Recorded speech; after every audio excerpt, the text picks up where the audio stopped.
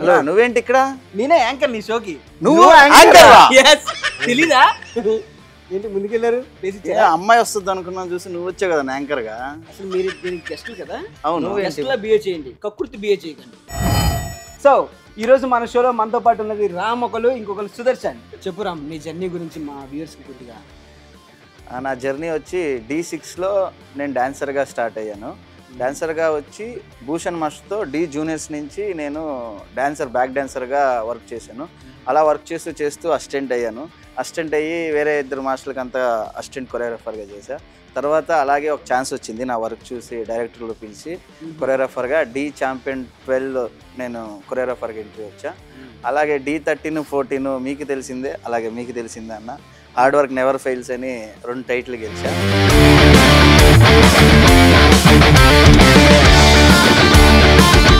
Okay, next మన main person కాదు Sudarshan master, మీ journey గురించి మా వ్యూవర్స్కి. నేను D జర్నీ ఎలా అంటే D5లో యాజ్ ఎ డాన్సర్గా వచ్చాను మన భూషణ్ మాస్టర్ టీంలోనే.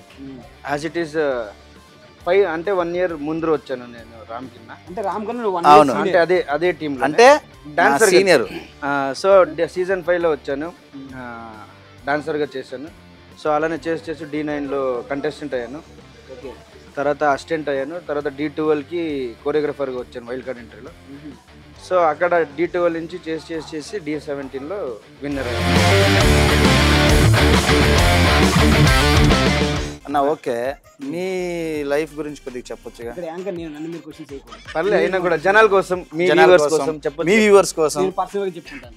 పర్సనల్గా ఏడా పర్సనల్ చెప్పుకుంటాను, మీకు కెమెరా రాదు అన్న. Personal respect camera. పర్లే, ఇప్పుడు మాతో పాటు don't waste our time please. నాకు తెలుసు నీ జర్నీ గురించి, రాముకు తెలుసు. రాదు నీకేంటే జర్నీ తెలిసేది. పర్లే, నీ జర్నీ కూడా చెప్పు. ఇప్పుడు నా జర్నీ కూడా మీలాగే ఈటీవీతో స్టార్ట్ అయింది. నేను ఒక కంటెస్టెంట్ గా వైల్డ్ కార్డ్ లో వచ్చాను D9లో, అండ్ అలానే D10లో కొరియోగ్రాఫర్ అయ్యాను. D12లో ఒక కంటెస్టెంట్ గా వచ్చాను, మాస్టర్ అయ్యాను. ఇప్పుడు జబర్దస్త్లో ఒక ఆర్టిస్ట్గా చేస్తున్నాను, అండ్ అలానే ఇప్పుడు స్పెషల్గా యాంకర్గా కూడా చేస్తున్నాను. సో నా ఈటీవీతో నా బంధం ఇంకా అలా సాగుతూనే ఉంది. సూపర్ అన్న, థ్యాంక్ యూ. రామ్, నేను ఒక క్వశ్చన్ అడగాలి. నేనంటే నక్లీస్ గోల్డ్స్తో లేడీ గెటప్ వేసాను, ఏదో ట్రై చేశాను, అది హిట్ అయింది. నువ్వు కూడా ఒక లేడీ గెటప్ వేసావు, నన్ను ఇన్స్పిరేషన్గా తీసుకున్నావా? అంటే ఇన్స్పిరేషన్ గా బీట్అవుట్ చేయాలి అని అలా ఏం లేదు. మీరు D ఛాంపియన్ చేసినప్పుడు సూపర్ చేశారు, కానీ నేను అమ్మాయిలా డాన్స్ ఆడతా అని బయట తెలీదు, ఆడియన్స్కి తెలీదు. సో నాలోగా నా టాలెంట్ ఉంది, సరే ఇది నేను కానీ ట్రై చేయొచ్చని కొరియోగ్రాఫర్ ఒక ఛాన్స్ వచ్చింది. అప్పుడు రీసెంట్గా గంగూబాయ్ సినిమా హిట్ అయింది. ఆ క్యారెక్టర్ నేను ఎలివేషన్ చేస్తే ఎలా ఉంటుంది అని ఊహించుకొని చేశా. సో ఒకలాగా మీరు చేసి చూసి ఇన్స్పైర్ అయ్యా. ఒకసారి నువ్వు లేడీ గడి వేసుకున్నది అర్థంలో ఒకసారి చూసుకున్నావా? చూసుకున్నా అన్న. ఏమనిపించింది? మీకులాగానే అనిపించింది అన్న. అరే రామ్, అవన్నీ పక్కన పెట్టు. నక్లీస్ గర్ల్స్ ఓకే, నీది గంగూబాయ్, మనందరిని మించి ఒకటి ఉందయ్యా. శ్రీదేవిలో సుదర్శన్ ఒకసారి లేడీ గడి వేసి చూసావా? ముగ్గురు హెయిర్ కట్. ఒక్కసారి ఇమాజిన్ చేసుకుని పైకి చూడు ఒకసారి.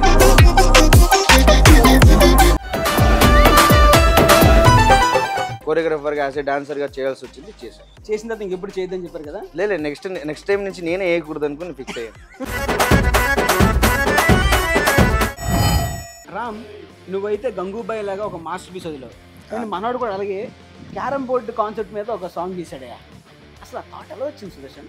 యాక్చువల్లీ ఆ థాట్ ఎలా వచ్చిందంటే మనం అందరూ అప్పుడు రామోజీ ఫిల్మ్ సిటీలో ఉన్నాం, కరోనా టైం మొత్తం కోవిడ్ టైంలో ఉన్నప్పుడు అందరూ కూర్చొని ఇంకేం పని పాట లేకుండా కేరం బోర్డు పెట్రోల్ బట్టలు తక్కువ గేట్ దగ్గర అది తర్వాత సీజన్లే. చెప్పు. అప్పుడు కోవిడ్ టైంలో అంటే పని ఏం లేవు కదా, అప్పుడు ఫ్రెండ్స్ అంతా కూర్చొని ఆడుతున్నాం కేరం బోర్డు. సో అదే ఒక కాన్సెప్ట్ తీసుకుని చేస్తే బాగుంటుందేమో అని అనిపించి ఒక ట్రై చేశాను. ఓకే, సో హిట్ అయ్యింది. సూపర్ అన్న. మేమే కాదు, మీరు కూడా చాలా హిట్స్ ఇచ్చారు. మీరు MJ స్టైలు, నెక్లెస్ గొలుసు, అలాగే పొట్టిదానా సాంగ్, ఇవన్నీ చాలా మంచిగా వచ్చాయి. కానీ నాకు నెక్లెస్ గొలుసు అంత హిట్ అవుద్ది, అంత రీచ్ వెళ్ళొద్ది. ఇండియన్ టెలివిజన్లో 100 million ఫస్ట్ సాంగ్ బిల్డప్ వద్దు, కొద్దిగా చెప్తుండేది నిజాలు. 100 million వ్యూస్ ఫస్ట్ సాంగ్.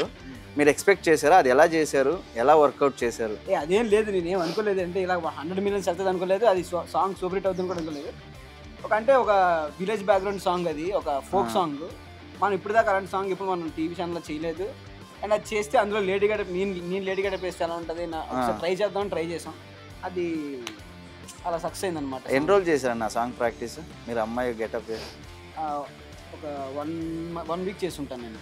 నిజం చెప్పన్నా, నేను అక్కడే ఉన్నాను. గెటప్ వేసుకోవడానికి కాదు, ప్రాక్టీస్ చేయడానికి. డీల్ ఎలాగా సక్సెస్ రేట్ మీది బాగుంది, బాగా చేశారు. నెక్స్ట్ మూవీస్లో ఏమైనా ఛాన్స్ వచ్చాయా? వచ్చాయి. బబుల్ గమ్లో ఇజ్జత్ సాంగ్ చేశాను. ఓకే. తర్వాత తెప్ప సముద్రం అని ఎవరు అర్జున్ గారు సీరియల్ ఆర్టిస్ట్ అర్జున్ గారు పేరు మర్చిపోయారు. అయ్యో, గుర్తుంది కానీ హీరో పేరు గుర్తులేదు. హీరో అర్జున్ గారు. అర్జున్ అన్న నీ పేరే. వాళ్ళ సినిమా చేశాను. అలాగే భూతద్దం భాస్కర్ నారాయణ ప్రమోషనల్ సాంగ్ అది చేశాను. చూసాను నీది గోకుంట పెట్టరా. నాకు సాంగ్ అంటే ఇప్పుడు కన్నడలో ఒక సినిమా చేశాను. ఓకే. తెలుగులో అంటే ప్రాసెసింగ్లో అన్ని మాట్లాడుతున్నారు. ఓకే, సాంగ్ వస్తుంది అని నమ్మకంతో చేస్తున్నా. ఓకే.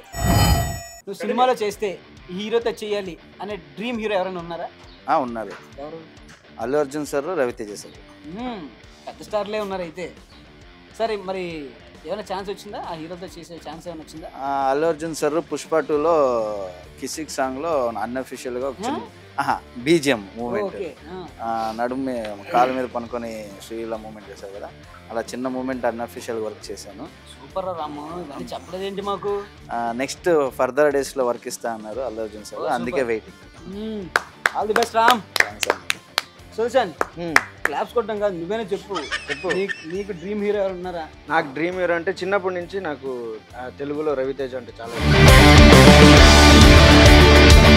ఇంకా దేవుడు అలానే మన టాలెంట్ చూసిస్తే ప్రభుదేవ సరికి అందరికీ చేద్దాం అనుకుంటున్నాను. డీలో ఇన్ని సాంగ్స్ చేసావు కదా, ఇది నా బెస్ట్ అని అనుకునే సాంగ్ ఏది? 3 చెప్తాను. ఒకటి అందమైన ప్రేమరాణి, ఓకే, ఎందుకంటే జతిన్తో. తర్వాత గంగూబాయి, కాంచన కావ్యతో కాంచన అనే ఒక సాంగ్ చేశాను. కాంచన సాంగ్ ఇలా ఓకే. ఆ సీజన్లో అదే నా టర్నింగ్ పాయింట్, విన్నింగ్ పాయింట్ అనొచ్చు. ఓకే. సుదర్శన్, నువ్వు చెప్పు, ఇన్ని సాంగ్ చేసావు కదా, నీ బెస్ట్ సాంగ్ ఏంటి? నా బెస్ట్ సాంగ్ అంటే అందరికి తెలిసినట్టు ముక్కాబుల సాంగ్ కిరణ్ బోర్డ్ చేసింది.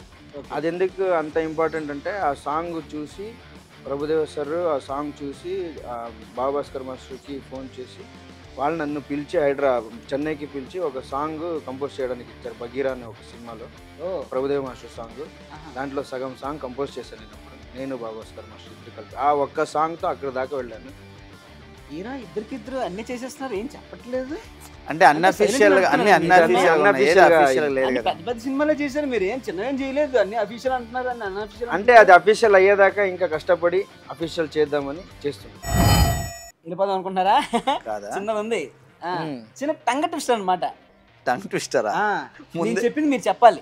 రెడీ? ఇద్దరు రెడీ కదా? రెడీ. నీ నూనె నా నూనె నేను అన్నానా, నా నూనె నీ నూనె నేను అన్నానా, నీ నూనె నీ నూనె, నా నూనె నా నూనె. 3 సార్లు చెప్పదే. నువ్వు చెప్పాలా? నీకు ఇస్తున్నా ఈ టాస్క్. నువ్వు చెప్పు, 3 సార్లు చెప్పు.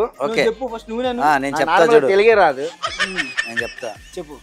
నా నూనె నీ నూనె నేను అన్నానా, నీ నూనె నే నూనె నా నూనె నా తెలియదన్నా, సారీ.